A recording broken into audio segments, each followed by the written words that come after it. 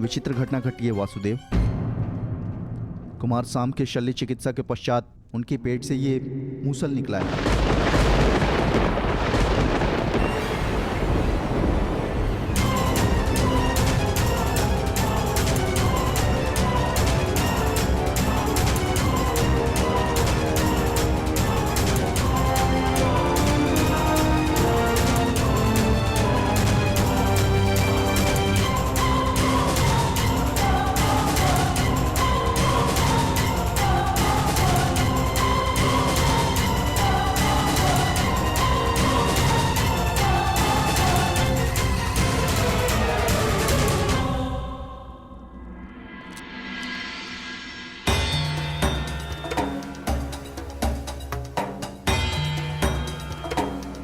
कुमार अब स्वस्थ हैं बलभद्र।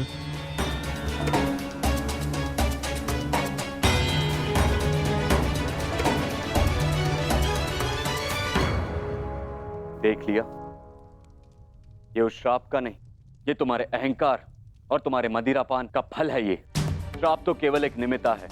तुम्हारे कर्मों के कारण यदुवंश का नाश जन्म ले चुका है।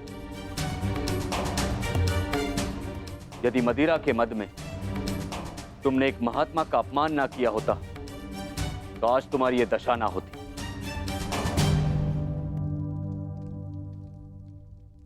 अब कुछ नहीं हो सकता था। मनुष्य को अपने कर्मों का फल मिलता ही है,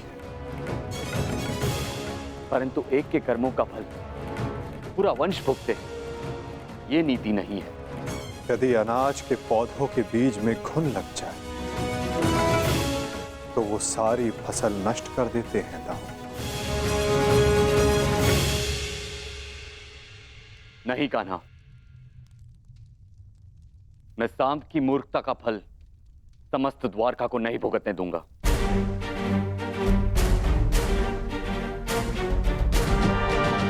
आप इस मूसल का क्या करेंगे दाऊ? श्राप था कि मदिरा पान के कारण द्वारका का नाश होगा। मैं आज ये घोषणा करता हूं कि समस्त द्वारका में किसी भी प्रकार का मद्य का उत्पादन, सेवन या बिक्री वर्जित है।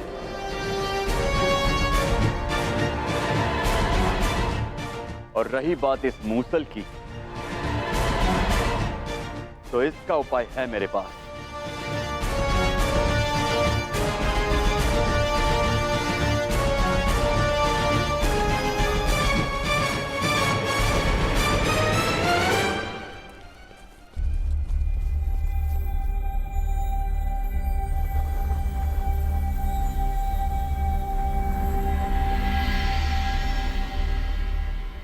आपके आदेशानुसार मूसल की भस्म बना दी गई है बालभद्र।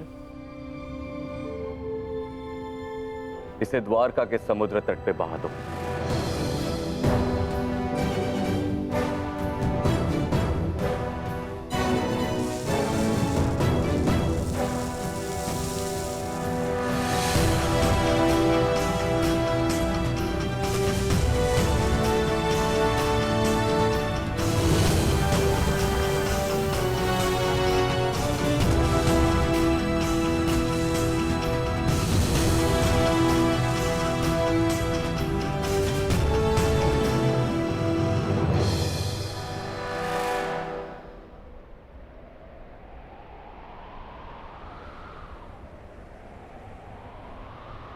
दाऊ, हमारे कर्म ही हमारी नियति निर्धारित करते हैं, केवल सांब के कर्म ही नहीं। कुछ श्राप हैं। मैं तुम्हें श्राप देती हूँ कि जिस प्रकार तुमने मेरे कुल का अंत किया है, उसी प्रकार तुम्हारे कुल का अंत भी होगा। और कुछ पाप भी जो द्वारिका की नियति बनाएंगे। चक्रवात से घर के धराशायी होने का भय हमेशा रहता है कृष्णा। इसका अर्थ ये नहीं कि मनुष्य अपने घर की नींव सुदृढ़ ना करे।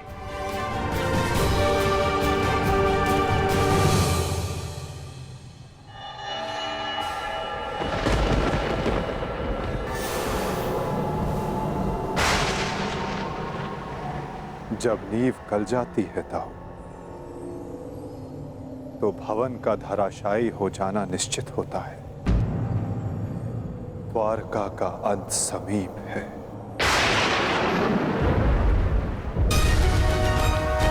नहीं कान्हा, मेरे रहते हुए ऐसा नहीं होगा।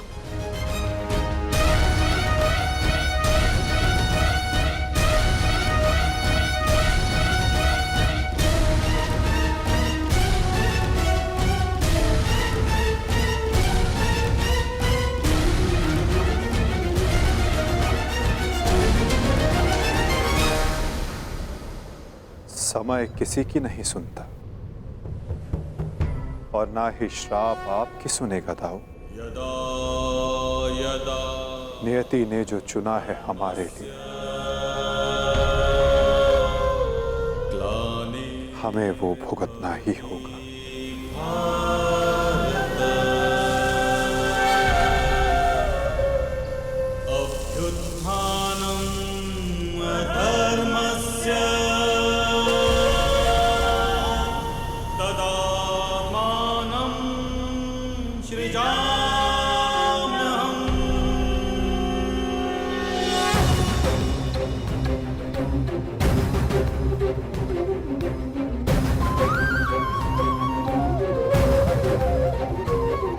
हर एक सरकंडे में एक आहुति छिपी है दाऊ। किसी की मृत्यु तो किसी की मुक्ति।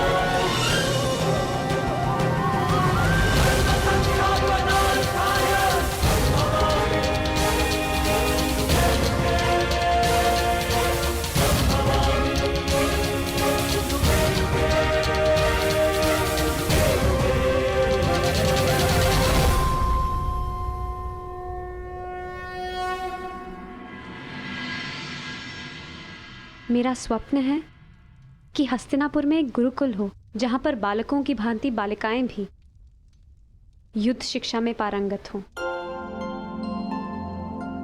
और अपनी सुरक्षा करना सीखें। अति उत्तम विचार है पुत्री।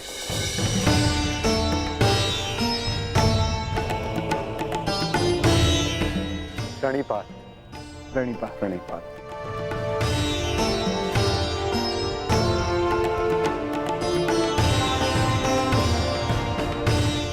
यदि प्रत्येक स्त्री अपनी सुरक्षा में समर्थ हो जाए तो कोई भी पुरुष उस पर अत्याचार नहीं कर पाएगा। यदि वो अबला से सबला बन जाए तो ना ही कोई चीरहरण होगा और ना ही कोई महाभारत होगी।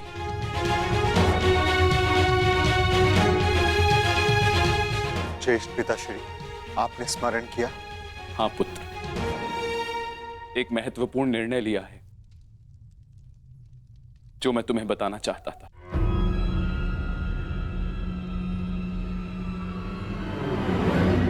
गांधारी, जीवन का हर चरण देख लिया पुत्रों, परंतु अब वानप्रस्थ करके संन्यास ग्रहण करने का समय आ गया है।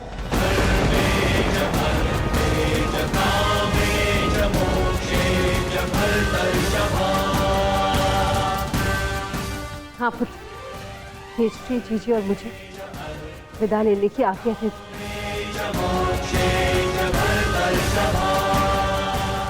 प्रस्थान? किंतु अचानक ऐसे? क्या हुआ माता? कोई समस्या हुई है या हमसे कोई भूल हुई है जिससे आपको कष्ट पहुंचा है? नहीं पुत्रों, तुमने और द्रौपदी ने अपना कर्तव्य कुशलता से पूर्ण किया है और अब हमने निर्णय लिया है कि हम तीनों वानप्रस्थ के लिए प्रस्थान करें।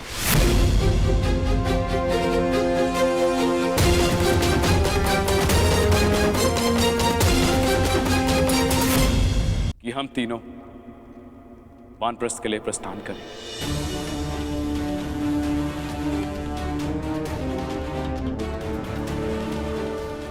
पुत्र का मोह आपको जाने भी नहीं देना चाहता, और पुत्र का धर्म आपको रोक भी नहीं सकता। आप सबके तप संचय को रोकना भी पाप होगा।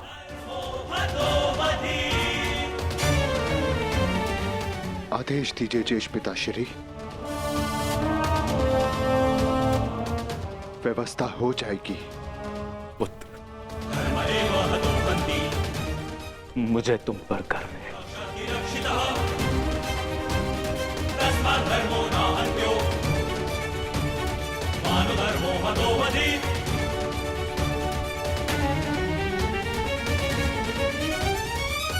परंतु हम आपको ऐसे नहीं जाने दे सकते। आप सभी के साथ हमें भी एक उत्सव मनाने का सौभाग्य तो मिलना चाहिए ना। ठीक है, जैसा तुम सबको ठीक लगे पुत्रों। तो ठीक है, तो मैं इस उत्सव की तैयारियां प्रारंभ करती हूँ और सभी परिजनों को निमंत्रण भिजवाती हूँ। सर्वप्रथम माधव को।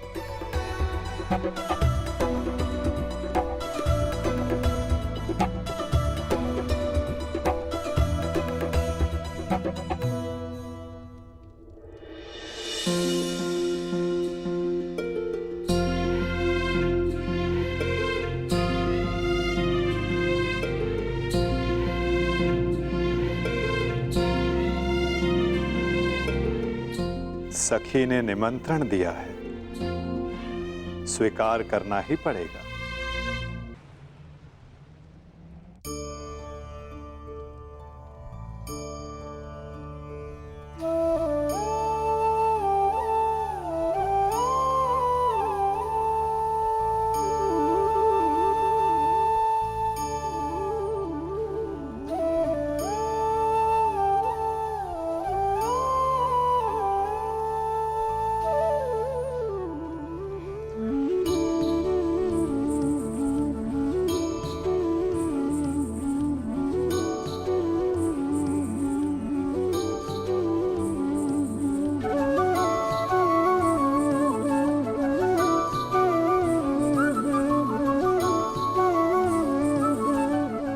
माधव, आप सदैव हम सबके साथ हमारे दुख में उपस्थित रहे, परंतु आज सुख के समय पर आपके आगमन ने हम सबके आनंद को दुगना कर दिया।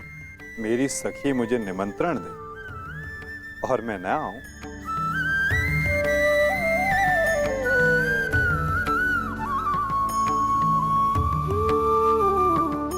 तुम सबका परिश्रम स्पष्ट दिखाई दे रहा है। जब प्रेरणा देने वाला शुभ हो तो परिश्रम का फल भी शुभ ही होता है माधव। आइए माधव, अपना स्थान ग्रहण करें।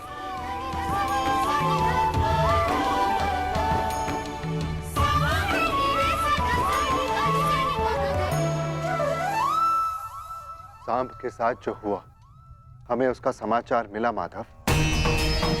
हमें उसका खेद है। कुमार साम के शल्य चिकित्सा के पश्चात उनकी पेट से ये मूसल निकला है। समय का चक्र और नियति को कोई नहीं रोक सकता धर्मराज। परंतु मुझे सदा खेद रहेगा।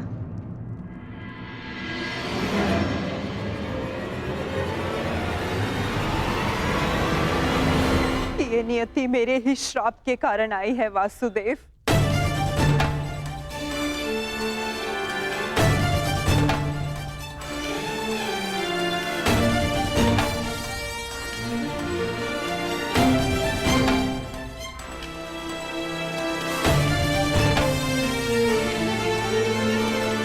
प्रणिपात राजमाता।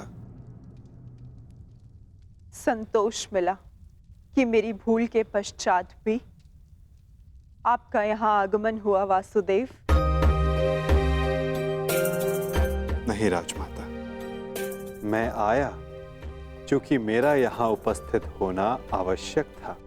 मुझे क्षमा कर दीजिए वासुदेव। बीते समय पर शोक मनाने से कोई लाभ नहीं। आनंदमय तो ये है कि हम सभी आने वाले नए भविष्य का स्वागत करें। कैसा भविष्य माधव? बधाई हो सम्राट, महारानी वृषाली ने पुत्र को जन्म दिया है।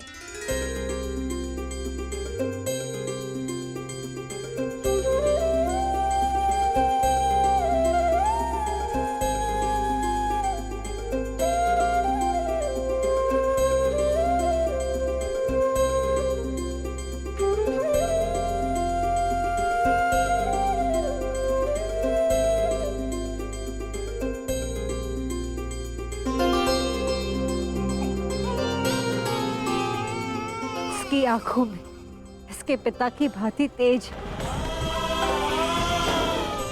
कल्याण हो। बुआ श्री, इस बालक का नामकरण कीजिए।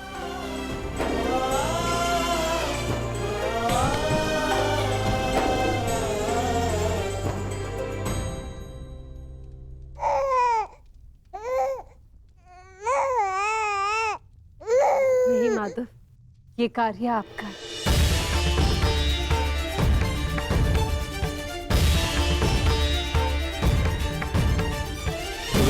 क्षमा शमोस्तेयम् शौचमिन्द्रिय निग्रहः। क्षमा शमोस्तेयम् शौचमिन्द्रिय निग्रहः। निर्विद्या सत्यं क्रोधो दशकं धर्मलक्षणम्। मित्र कर्ण के एक वीर पुत्र का नाम वृषसेन था और इस वीर बालक का नाम है राधे कर्ण पुत्र वृषकेतु। वृषकेतु, वृषकेतु, वृषकेतु।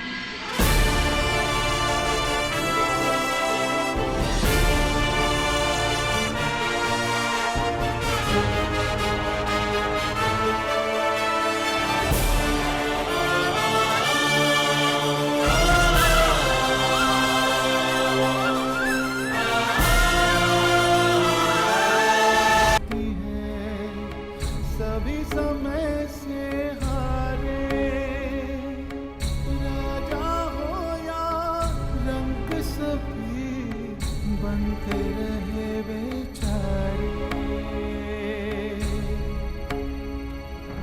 समय बड़ा महान है इस जग में, समय बड़ा महान, समय बड़ा महान है इस जग में, समय बड़ा महान, समय बड़ा महान है इस जग में, समय बड़ा महान, समय बड़ा महान है इस जग में, समय बड़ा महान। 18 वर्ष पश्चात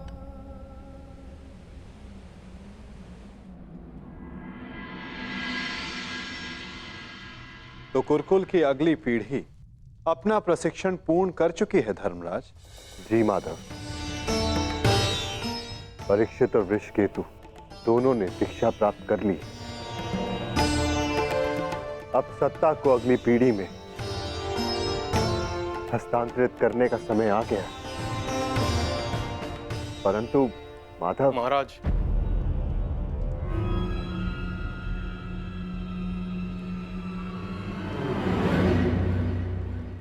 कहो। एक दुखद समाचार है महाराज।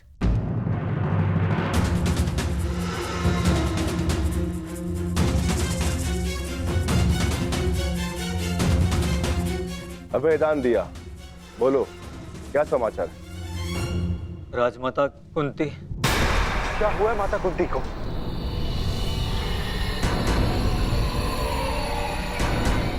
वो कुशल तो है ना? जिस वन में राजमाता कुंती, महाराज धृतराष्ट्र और महारानी गांधारी निवास कर रहे थे, वहाँ भयंकर अग्निकांड हुआ है।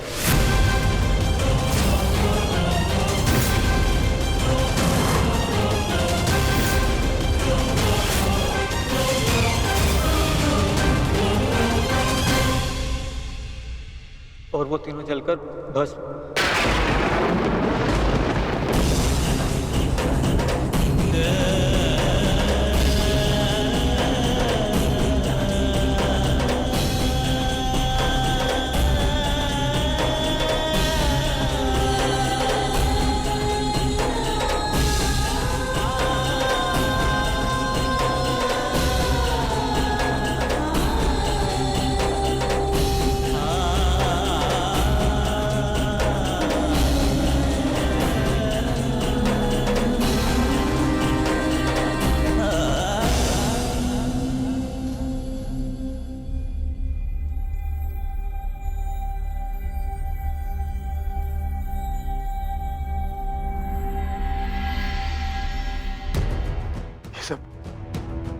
ये सब क्या हो गया माता? अचानक इस बात क्या हो गया?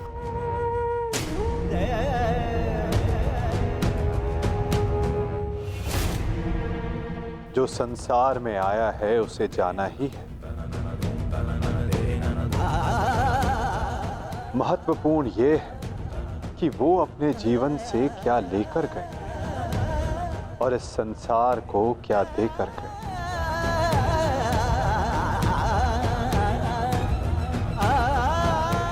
एक वृक्ष की जब पत्तियां झड़ती हैं तो वो वृक्ष पत्तियों के झड़ने का शोक नहीं मनाता, अपितु नई पत्तियों का स्वागत करता है, नवजीवन को आगे बढ़ाता है।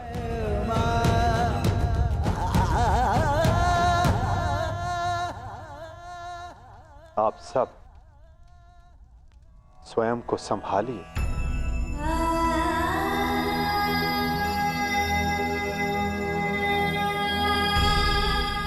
पार्थ, स्वयं को संभालो।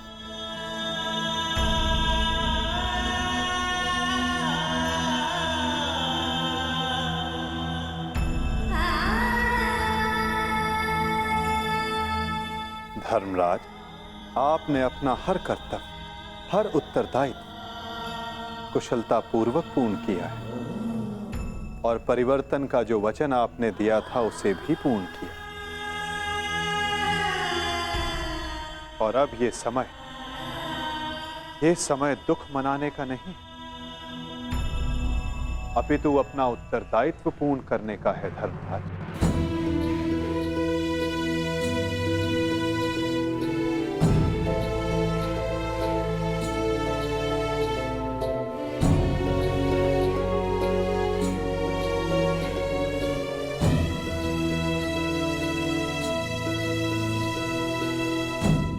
नई पीढ़ी का स्वागत करने के लिए सज्ज हो जाओ। समय आ गया है कि हस्तिनापुर के नए युवराज को प्रजा के समक्ष प्रस्तुत किया जाए।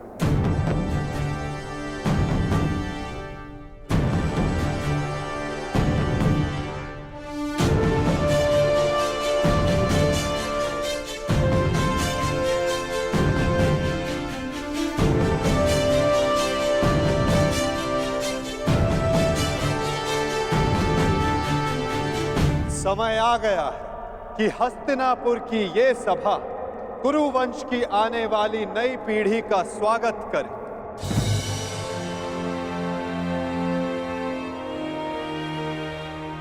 हस्तिनापुर के 2 महारथी, 2 युवराज,